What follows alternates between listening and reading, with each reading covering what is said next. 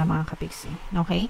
On the good side naman guys, ito may presence dito ng Earth sign, Aquarius, Gemini, Libra. Ito guys, parang feeling ko meron kayong pinaplano at saka Earth sign, Capricorn, Taurus, Virgo. Parang meron kayong pinaplano mga kapiksi, and this time around, parang ready na kayo na makipagsapalaran para mag-materialize kung ano yung pinaplano nyo. So usually naman guys, ang mga pinaplano is business, diba? Business, negosyo, pwede ring investment mga kapiksi. Pero parang feeling ko ready na kayo na i-push itong mga pinaplano nyong pagkakakitaan mga kapiksi, and sobrang ma-excite kayo dito guys.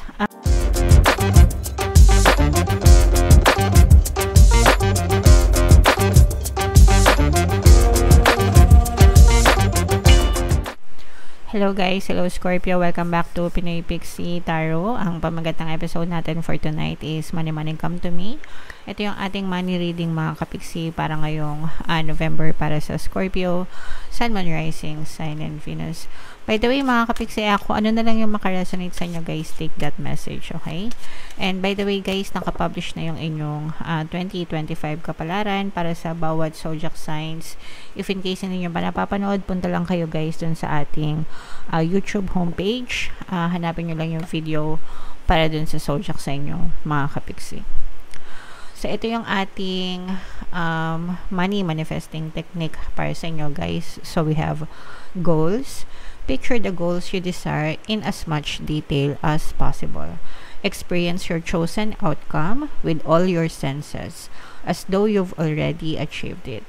Hold that thought, then send it out into the universe with your love and thanks. So ito mga kapiksi, pag sinabing picture the goals, ito yung visualization technique or paggamit ng visualization technique para ma-manifest nyo yung desires nyo. Kapag nag-visualize kayo mga kapiksi, nai-imprint nyo yung subconscious mind nyo ng image na ini-imagine nyo mga kapiksi. Okay, so when it comes to goal, guys, kahit anong goal pwede guys. So let's say for example, ito favorite ko tong in-example. So yung iba sa inyo baka narinig nyo na to guys, pero kung bago lang kayo, this is for you. So let's say for example, gusto mo magkaroon ng trabaho, nag-apply ka ng trabaho, gusto mo magkaroon ng trabaho, kunwari sa LBC, no?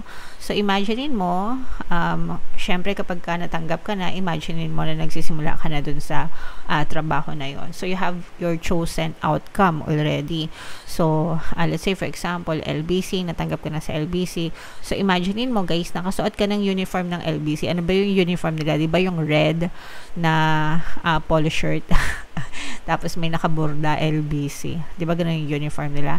So imaginein mo, suot-suot mo yung uniform nila, tapos naka-ID ka, 'di ba?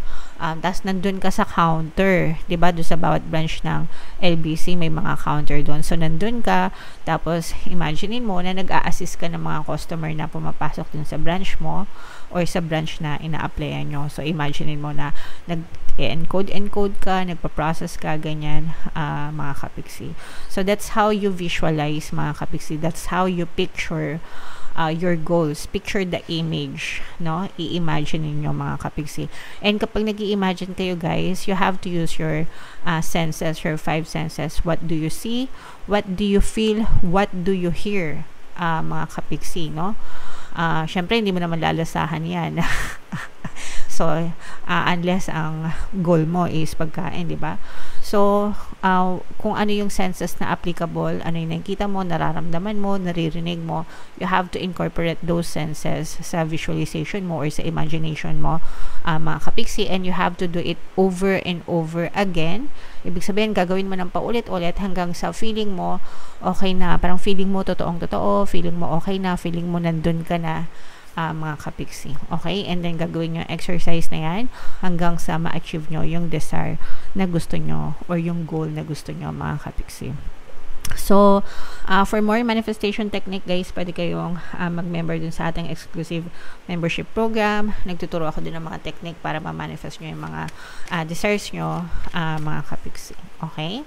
Alright, so comment down below, guys, if nagawa nyo na yan, kung gumagawa na kayo ng mga visualization technique and or kahit ibang pang technique mga kapiksi, and kung ano na yung mga goals or desires na na-achieve nyo sa buhay nyo mga kapiksi. So, tingnan natin itong ganap sa inyong kaperahan, guys, ngayong November. Shuffle natin to. Habang sinashuffle ko to, guys, panoorin nyo muna yung video natin regarding sa ating paano mag-manifest ng abundance video course. Kapiksi, sawa ka na ba sa mga struggles at hirap sa buhay mo? Masipag ka ba at masikap sa buhay ngunit hindi ka pa rin umaasenso? Ilang beses ka na bang nag-attempt magnegosyo at mag-invest pero palagi ka pa rin nalulugi?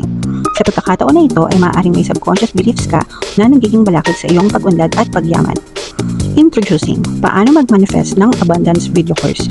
Dito ay matututunan mong ma-overcome ang mga balakid mo para tuluyan ka ng umunlad, umasenso, sumagana, maging matagumpay, successful at maswerte sa iyong kabuhayan, pera, trabaho, negosyo sa lapi at kaperahan ng bonggang-bongga. Dali, mag-send na ng email sa pinoypixie@gmail.com at simulan na ang iyong pagyaman ngayon. Alright, so sa lahat ng gusto mag-avail ng course, guys, meron tayong promo ngayong October. Magbibigay tayo ng free 3-in-1 pampaswerte subliminal, mga kapiksi. So, pampaswerte sa buhay, sa pera, at saka sa love life, worth 1,500 yung freebie na yan, guys. Kaya mag-avail na kayo. And meron din tayong bagong course, mga kapiksi, paano mawala ang third party at magkaroon ng harmonious na relationship. Para mawala yung mga kabit na mga jowa nyo, guys. 20% discount naman yan until October 31, guys. Kaya mag-avail na kayo. Sobrang ganda. So, Scorpio, guys, kayo ay na-represent ng Queen of Cups sa ating spread. Ito yung ating money energy. This is both negative and positive, mga kapiksi. Unahin natin yung sa negative, guys, no? Dito, pinag-iipon kayo ng pera, mga kapiksi. Kasi for some of you, maaaring may mga unexpected expense kayo na pagdadaanan or ma-experience, no? Pag sinabing unexpected expense, baka meron kayong kailangan pagkagastusan, mga kapiksi, na medyo magagalaw nyo yung savings nyo and medyo sasakit yung ulo nyo or mamomroblema kayo sa kaiisip kung saan kayo kukuha ng pera, mga kapiksi. So, it's very important na palagi tayong nagsisave, naglalagay tayo ng emergency savings, mga kapiksi. Kaya siya emergency para sa panahon ng emergency, di ba? May magamit tayo, may madukot tayo, mga kapiksi, para kahit paano mabawasan or malesen yung worries nyo, guys. So, medyo maging handa lang kayo, guys, no? Para if in case na kailangan yung gumastos, meron kayong pagkukunan, mga kapiksi. Okay? On the good side naman, guys, ito may presence dito ng Air sign, Aquarius, Gemini, Libra. Ito, guys, parang feeling ko meron kayong pinaplano, at saka Earth sign, Capricorn, Taurus, Virgo. Parang meron kayong pinaplano, mga kapiksi, and this time around, parang ready na kayo na makipagsapalaran para mag-materialize kung ano yung pinaplano nyo. So, usually naman, guys, ang mga pinaplano is business, diba? Business, negosyo, pwede ring investment, mga kapiksi. Pero parang feeling ko, ready na kayo na i-push itong mga pinaplano nyong pagkakakitaan, mga kapiksi, and sobrang ma-excite kayo dito, guys. Ano siya? Exciting and thrilling, mga kapiksi. So, na-excite kayo at the same time, nagkakaroon din kayo ng konting takot, mga kapiksi, pero nandun yung thrill, guys, na parang after many months or many years of preparation, finally, eto na, mapupush na yung mga pinaplano nyo sa buhay, okay?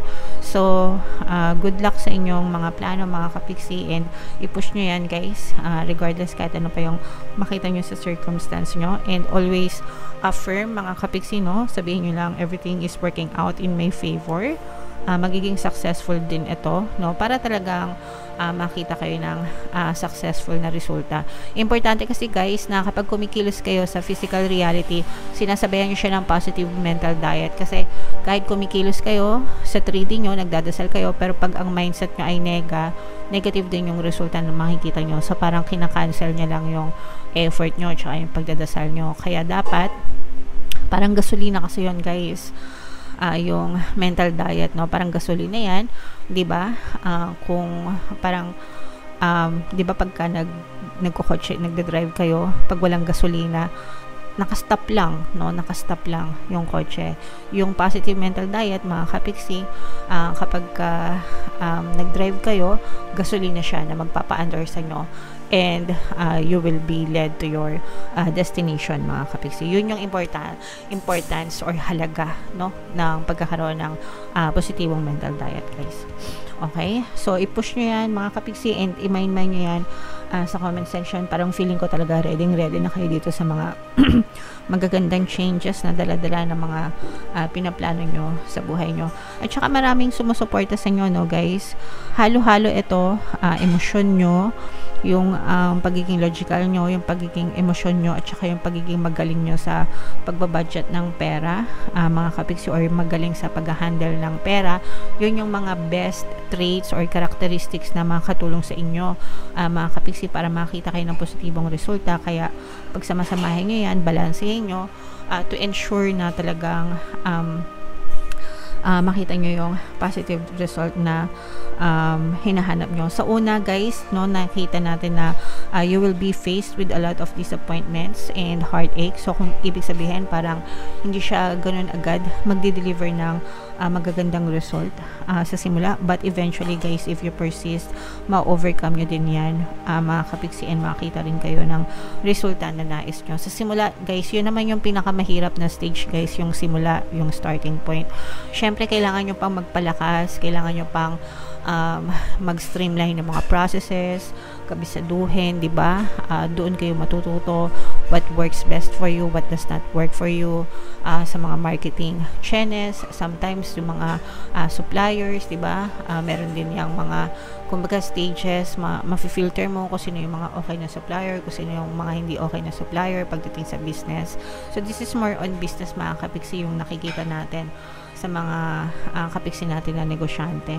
Sa mga kapiksi naman natin na nagtatrabaho, sa mga freelancer, parang feeling ko yung iba sa inyo parang nagsisimula pa lang. So syempre mga freelancer, mga kapiksi, hindi rin yan madali sa simula, no? Yung mga napapanood nyo sa KMJS, yung mga VA, ganyan. Hindi yan agad-agad na meron agad silang nakuhang jackpot na kliyente. Meron iba, taon-taon yung inaabot nila, ilang buwan, ilang taon bago sila nakakuha ng mga matitinong clients, and yung kayang-kaya talaga na mag-generate ng mga magagandang income sa kanila. For some of you, especially for starters, pagdadaanan nyo ito, mga kapiksi, yung parang dumadaan kayo sa butas ng karayom, guys, okay? Pero pag nalampasan nyo na yan, and parang nakabisado nyo na, nag-gain na kayo ng confidence, no? Eventually, gagaan din yung pasok ng pera sa inyo. So, it will come, money will follow, mga kapiksi. Money will follow you. Susunod ang pera sa inyo, mga kapiksi, basta ituloy-tuloy nyo lang, maging consistent lang kayo, guys. Makakita din kayo ng magandang resulta, okay? Alright, so comment down below, Scorpio, if feeling nyo naka-resonate kayo dyan, and ito guys, i-mind nyo yan sa comment section. My new beginnings, mga bagong simula, no? Bagong journey, yan, i-mind nyo yan sa comment section. Yan yung katuparan ng mga plano, yan yung mga positive energies nyo, guys, okay? So comment down below if naka-resonate kayo, guys. Ito yung ating 2025 kapalaran. Kung hindi nyo pa napapanood, guys, panoorin nyo na. And ito naman yung ating success stories ng paano mag-manifest ng abundance video course. Click here to subscribe, guys, and ito yung ating mga pampaswerte subliminals. Thank you for liking, sharing, and subscribing. See you again next time. I love you all, guys. Have a nice day. Bye-bye.